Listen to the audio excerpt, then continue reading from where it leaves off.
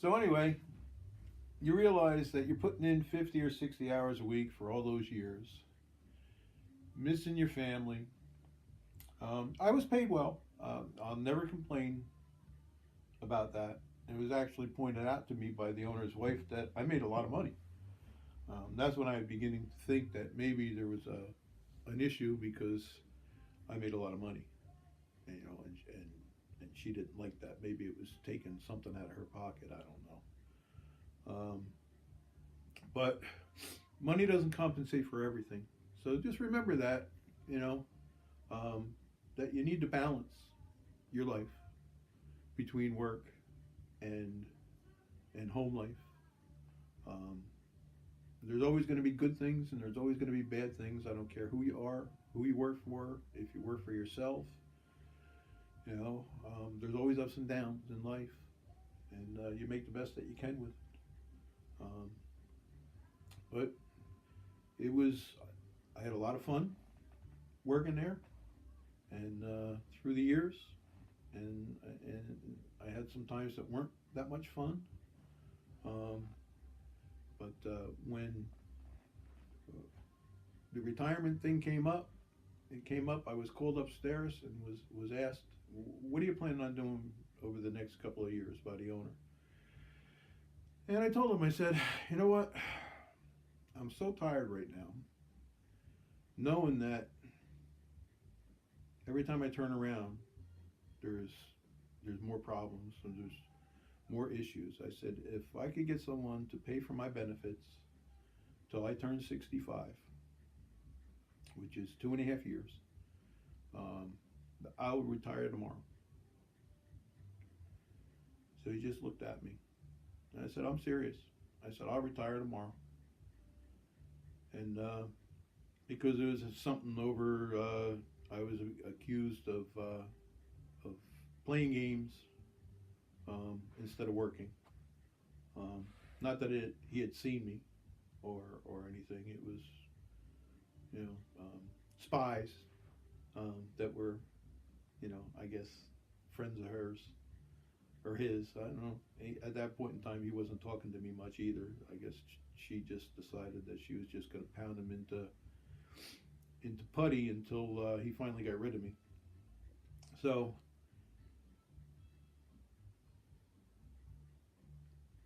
um, I turned around and I left after I said that. That was on a Thursday. That Friday, the next day, I come in, and he comes in and calls me upstairs, and he said, "Okay, we decided to take you up on your offer."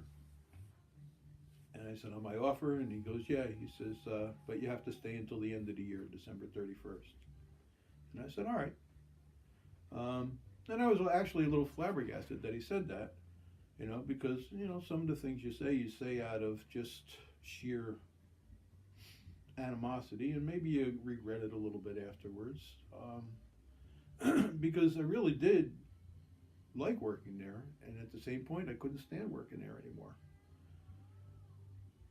But I said, "All right, so you'll pay for my benefits until I'm 65. That's 2.5 years." And he said, "Yes." And I said, "All right." And we really didn't talk much for the last 2 months that I was there. That was sometime in October, near the end of October, that we came to that agreement. And the following week, he calls me and he tells me that he found out that Cobra doesn't last um, but 18 months. And I said, "Well, that still leaves a year." I said, "Well, what do I do about that year?" And he goes, "Well, you'll have to buy outside insurance at that point in time."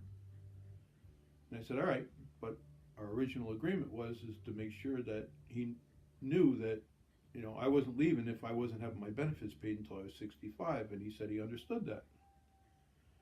So they paid my Cobra benefits for 18 months, and when the Cobra expired in August of 2017, I went and I got coverage through the health care in Tennessee now, because that's where I'm living.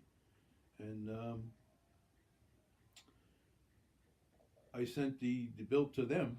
I talked to his secretary, and let her know that the code red expired and that I was, got new insurance. She said, okay, just send me the stuff to him because he's not here. And I said, all right. So I sent the stuff, and then I get an email back the following week saying he's decided that he's not going to pay any more of my health insurance and stuck me for a year of health insurance of my own. So, again, think about what you have and make sure that you get anything in writing, I guess.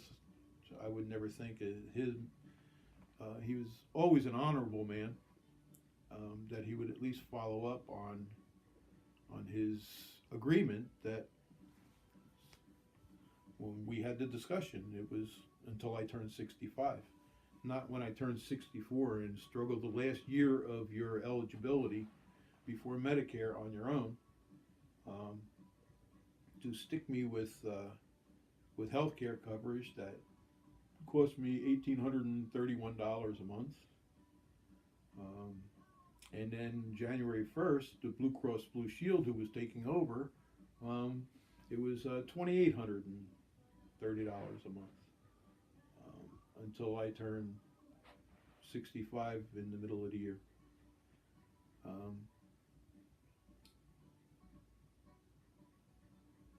But I'm sure that she'll have something to say about that also.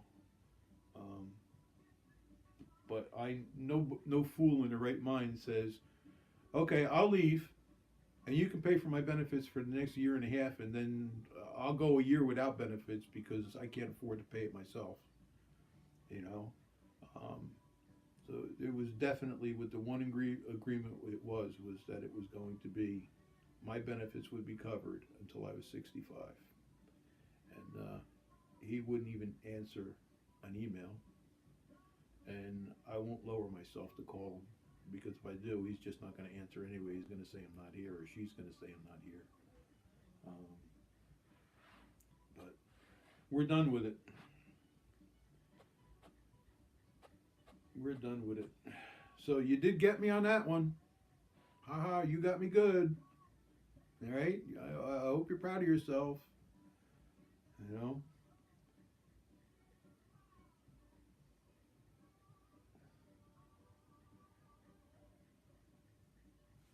Good way of taking care of that best man, huh?